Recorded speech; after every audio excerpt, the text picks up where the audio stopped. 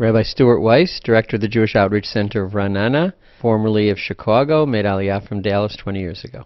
Well, I think that the primary message that I want to communicate this Rosh Hashanah Yom Kippur is for all of us to work on our interpersonal relationships and specifically on the art of hearing. The rabbis say, that every holiday has a color. It also has a sense. The sense of Passover, Pesach, is speaking.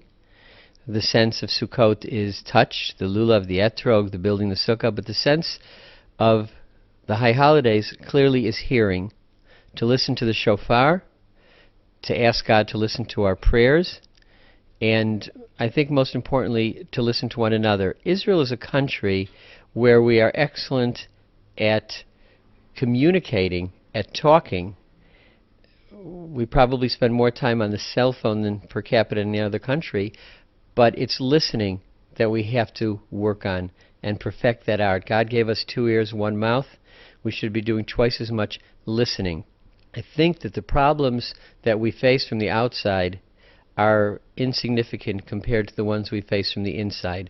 And at the heart of that is developing a camaraderie between one another and coming closer to each other. And you can only do that when you listen to what the other person is feeling, is saying, perhaps even is thinking.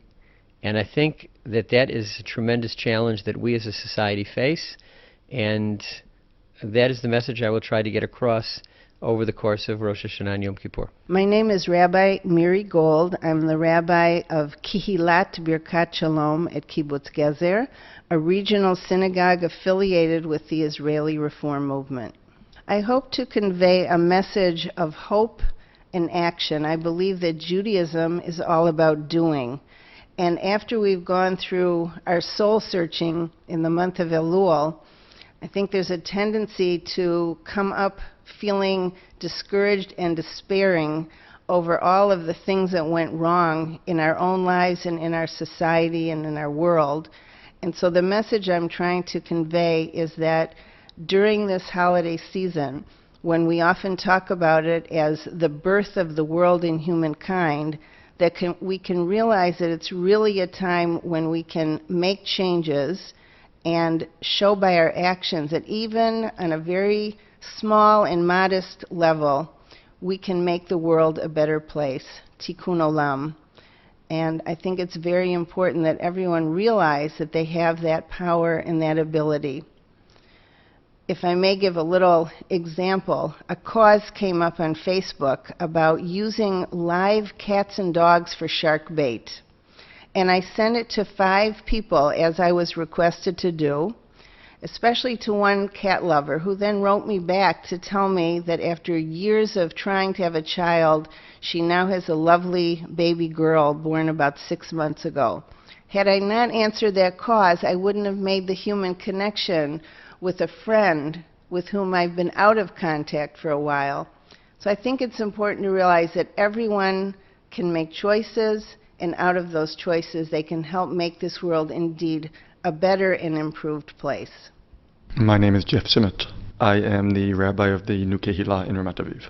I'm going to convey this high holiday season what we convey every high holiday season, which is the search for meaning.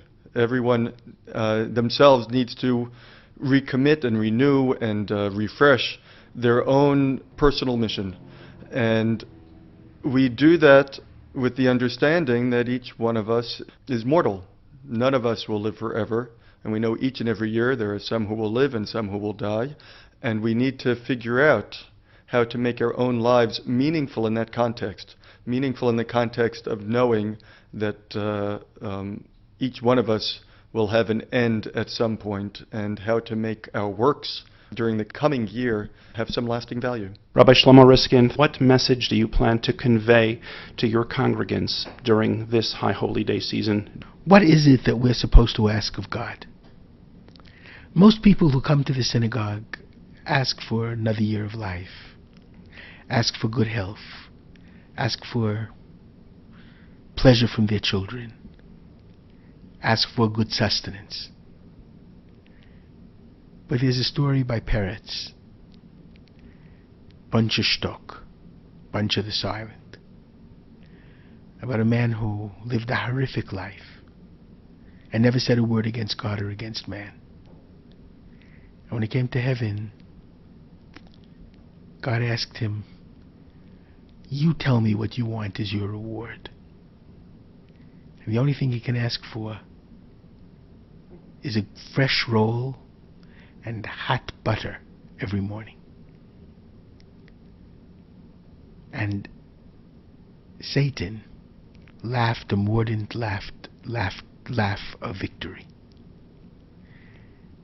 Because sometimes the world can be so difficult that it robs an individual of his dreams and of real vision. He could have asked for redemption. The shofar on Rosh Hashanah is a call to God to be king of the world. God is a God of freedom. God is a God of love. God is a God of morality. God is a God of peace. Making God king of the world means making peace and love and morality the goal of life. Freedom, absolutely critical for every human being and for every nation.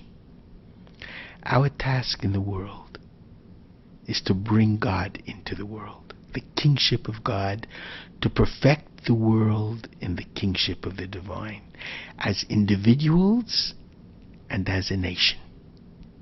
2,000 years of exile made us all a bunch of shtokes. We're asking for personal roll and hot butter.